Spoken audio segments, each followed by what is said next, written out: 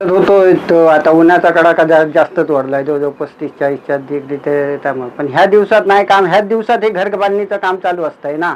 आम्ही गौंडी लोक ह्याच सीझनातच काम जास्त असतंय, ह्या सीझनातच काम. पण त्याच्यामुळे करावंच लागतंय काम, ते तसा काय विषयच नाही तो. आणि रोजीरोटीचा प्रश्नच आहे ना, दररोज कामच हे आमचं आहे. आणि ह्या सीझनात आमच्याकडे अजून कामं पण भरपूर पडलेली आहेत, करायची आहे. नाहीतर कोण माणूस पण भेटत नाही, अशी पण परिस्थिती आहे. त्यामुळे करावंच लागतंय काम. त्रास तर होतोच आहे, त्रास तर होतोय कामगारांना.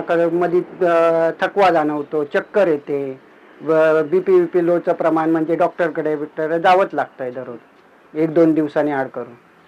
पण रोजीरोटीचा पण प्रश्न. हा, रोजीरोटीचा पण प्रश्नच आहे ना. दररोज नाही काम केलं तर कोण पैसे देणार आहे? दुसऱ्याकडे काय कुठे जाऊ शकत नाही. ह्याच क्षेत्रात आज आम्ही ते 10-15 वर्ष काम करतोय, जाणवतच आहे. मागणी म्हणजे काहीतरी याच्यावर शासनाने गंभीर्याने विचार विनिमय करून काहीतरी निर्णय घ्यावाच लागणार आहे. नाहीतर काय, आता असं किती जण, आम्ही तर इथे 4 जण कामतो. इथे सिंधुदुर्गात म्हटलं तर किती कामगार आहेत असे पुऱ्या जिल्ह्यातले. किती कामगार आहेत तुमच्याकडे? आमच्याकडे आता आम्ही 5 आहे मिळून, 5 जण मिळून. अमित रामचंद्र परब. आता उन्हात आम्ही काम करतो ना, काम केलं तर काय आमचं काय रोजीरोटी चालणार नाही. हे जीव आमचं आम्ही धोक्यात घालतो आणि हे काम करतोय. जर काम बंद ठेवलं, शासनाने सांगितलं 12च्या नंतर काम करायचं नाही, जर 12च्या नंतर काम नाही केलं तर आमचं कसं चालणार? 10 वाजेपर्यंत काम करायचं आहे, तसं होणार नाही ते.